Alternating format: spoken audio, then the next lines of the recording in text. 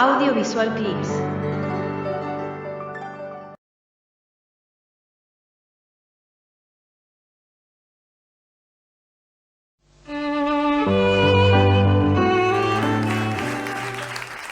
Hablaremos esta noche sobre Andrew Jackson y el éxodo de los indios norteamericanos. La vida de Andrew Jackson, a los efectos de contar una historia, puede separarse en dos partes, o quizá en 4 o 16. Sí. En este caso, el caprichoso cronista dice: la primera, de la lucha contra los ingleses y contra los indios, y luego la etapa política en la que se encumbró como presidente de los Estados Unidos en 1829. Fue el 6º presidente, Washington, Adams, Jefferson, Madison, Monroe. No, viene el otro Adams, el hijo del primer Adams, y después viene Jackson, quiere decir que es el 7º. Bien.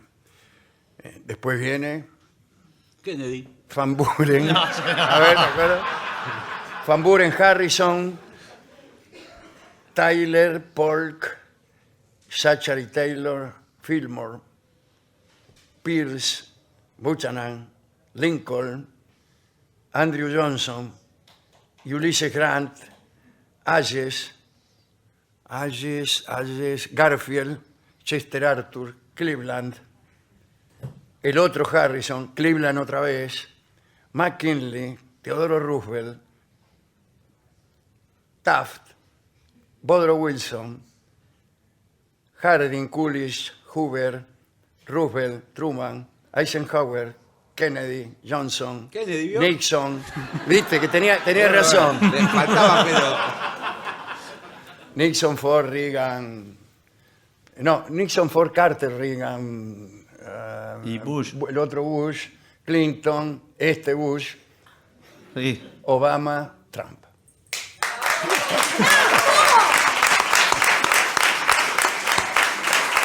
O sea que era el quinto. Vamos a quedarnos en la primera parte. Hay algo triste que sucedió con los indios norteamericanos y que vamos a relatar. Ya entrado el siglo XIX, Inglaterra seguía en guerra con los Estados Unidos y allá en enero de 1815 tuvo lugar una batalla decisiva. El comandante inglés Pakenham atacó Nueva Orleans y la defensa estaba a cargo justamente de Andrew Jackson, que ganó la batalla de un modo sorprendente. Tuvo solo 61 bajas y entre la hueste inglesa cayeron 2.037 niatos, entre ellos el propio Pakenham, que fue devuelto a Inglaterra conservado en un barril de ron. No es una buena manera de volver a casa. Después de este enfrentamiento en New Orleans, llegó la paz y Jackson se convirtió en héroe nacional. En esa batalla, a mí me parece que participó un pirata legendario que era francés, el pirata Jean Lafitte, que hay en todas las películas de piratas, en el tiempo que hacía 100 películas de piratas, sin Johnny Depp, trabajaba en todas y participó en esa batalla a favor de los americanos. Pero vamos a retroceder un poco para ver quién era Andrew Jackson, que era un tipo medio raro, me parece a mí. Familia escocesa e irlandesa, es decir, odiaban a los ingleses. Su padre llegó a América en 1765, pero murió durante el embarazo de su esposa poco antes de que naciera Andrew. Y Jackson nació en 1767 en una colonia de Carolina del Sur. Era un niño muy propenso a maldecir, un alumno mediocre, y su ignorancia acerca de todo lo que debía saber quien iba a gobernar era perfecta. Creo que lo conozco. En su niñez, Jackson padeció lo que se denominaba baboseo. Lo que dice Piedrahíta Sí. en su show, cuando Sí. Sí. alguien tiene Hilos una de- saliva, El hilo blanco espeso. una que saliva que está ahí todo el tiempo, entonces se producen unas especies de estalactitas y estalagmitas de color blancuzco Sí, que atraviesan la apertura bucal. sí. Eso lo tenía Jackson. es posible que fuese una forma benigna de epilepsia, lo cual era una dolencia vergonzosa que por esos tiempos la ciencia atribuía a la autosatisfacción sexual. Por favor. Que, como bien sabemos, consiste en tener relaciones íntimas en un auto.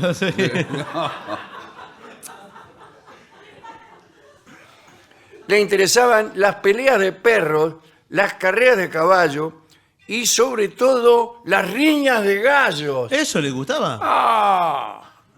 ¿Había riñas de gallo también entonces? Sí. Allá? Sí. El primer pedazo de papel que conservó en su archivo era una receta acerca del mejor modo de alimentar a un gallo antes de la pelea. Ah, Que no sé cuál podrá ser. A los 12 años de edad se alistó en la milicia para combatir contra los ingleses. Sus dos hermanos mayores también se alistaron. Uno resultó muerto, Jackson fue herido y capturado. Recibió un brutal sablazo, no que le pidieron plata, No. un sablazo de un oficial británico cuyas botas había rehusado lustrar. mire usted. Pero Estaría- con el canto del sable, no con el filo. claro, sí. Claro, Si no te cortas la cabeza. claro. Sí, sí. Le quedó una marca en el cráneo y otra en los dedos, porque él se quiso atajar con la mano. Y el otro hermano murió también. O sea que no es que uno murió, dos murieron. Después de haberse asegurado de la recuperación de Andrew, la mamá se ofreció como enfermera voluntaria para los prisioneros de guerra en dos barcos que estaban en el puerto de Charleston, donde se estaba produciendo un brote de cólera. Y se agarró la cólera la madre y se murió. Fue enterrada en una fosa común. El caso es que Andrew quedó huérfano a los 14 años y odió a los ingleses por encima de cualquier cosa en la vida. Las cicatrices que Jackson recibió en cautiverio fueron las primeras de un cuerpo destinado a andar maltrecho todo el tiempo. Leo la lista de sus heridas. Salió de la prisión con las marcas de la viruela. Sí. Se batió muchas veces a duelo. Recibió un balazo que le rompió dos costillas y le hundió el pecho para siempre. Nunca fue posible extraer esa bala y como había arrastrado fragmentos de tela, le provocó a Jackson un absceso pulmonar que lo hizo sufrir durante toda la vida. En otro duelo fue herido en un hombro y casi hubo que amputarle un brazo, que nunca tuvo buena movilidad. Solía caerse por las escaleras. Decía que las escaleras eran un instrumento que no comprendía. A esto agregó ataques de malaria y disentería.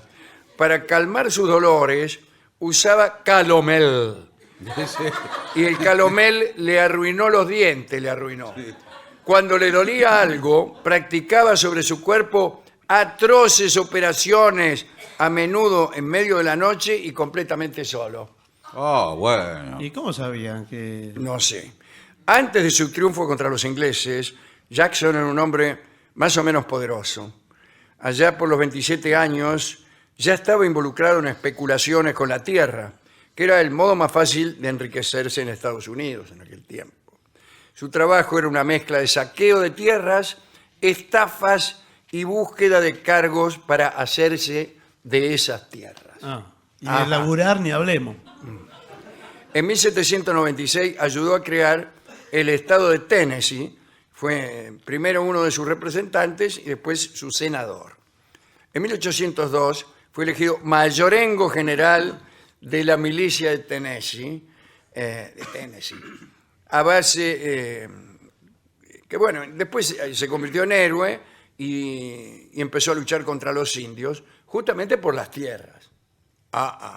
Y aparecía el siguiente problema con los indios. En tiempos del dominio británico, los indios eran considerados súbditos de la corona con derechos reales. Cuando se configuraron los Estados Unidos, era un país de colonos, Washington tuvo que considerar las opiniones que ellos manifestaban. Y en el sur, de donde era Jackson, la opinión era clara. Los indios debían asimilarse a la vida de los colonos o trasladarse hacia el oeste, donde todavía no había nada. Jackson era uno de los principales promotores de esa idea. Era un criterio constitucionalista más que racista, pero los resultados fueron espantosamente crueles. Estados Unidos estaba dividido en condados, pueblos y parroquias. Los indios estaban organizados en tribus, vivían de la caza. Pero la caza había desaparecido. La agricultura tribal utilizaba la tierra de un modo ineficiente y esos hábitos no eran conducentes para la economía de los colonos.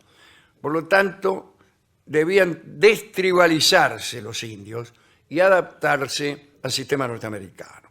Si adoptaban esa actitud, podían suministrarles tierras de cultivo y la ciudadanía.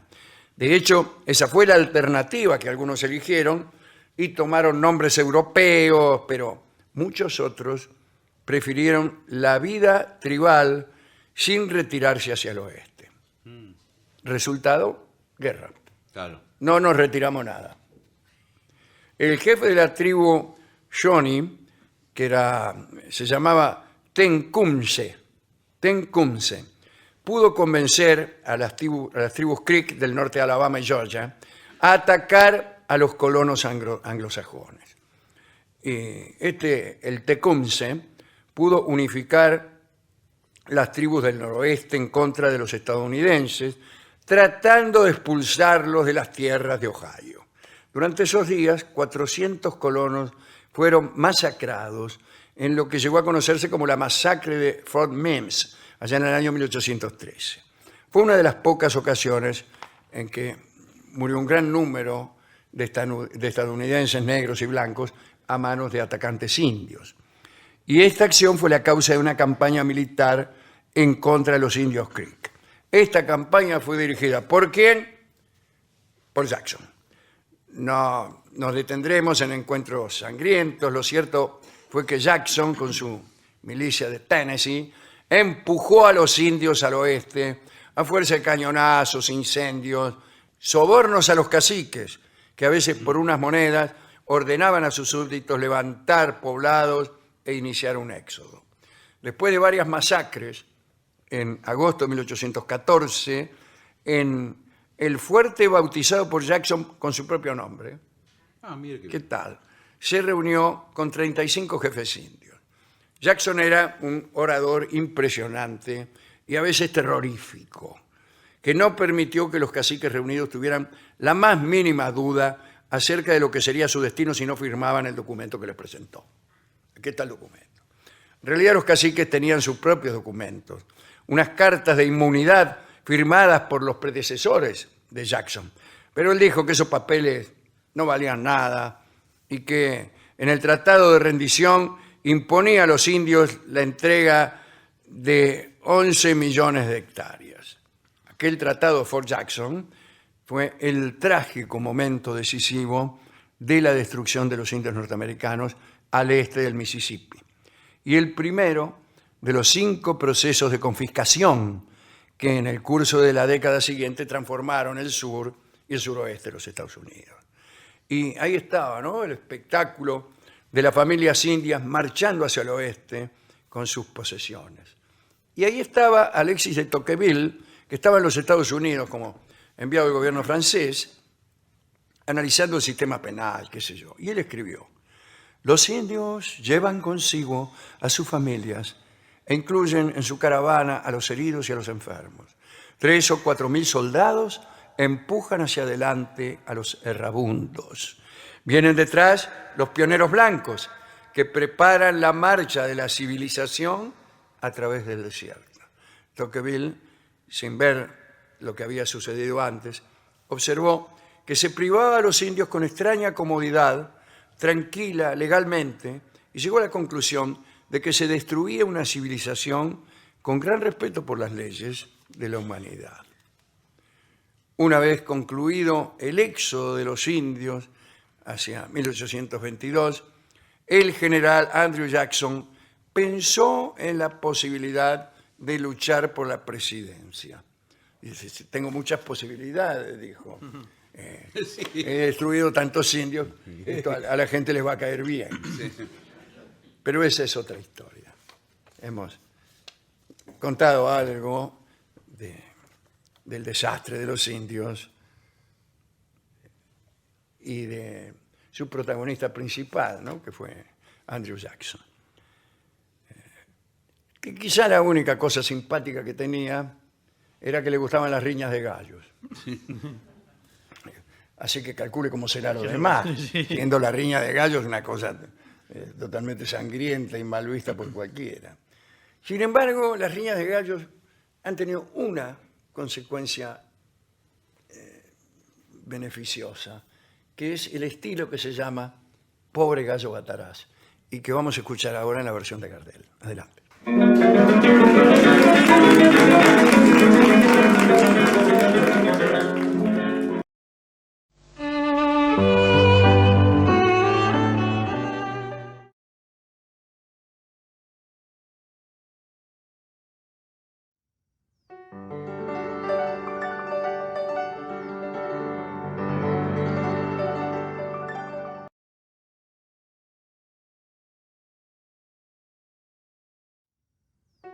Gracias por ver y escuchar este video, y no olvides suscribirte para recibir las notificaciones de nuevos videos todas las semanas. Dale a me gusta si te gustó, y comparte en las redes sociales para que el canal siga creciendo, y trayéndote a los mejores exponentes de las artes audiovisuales.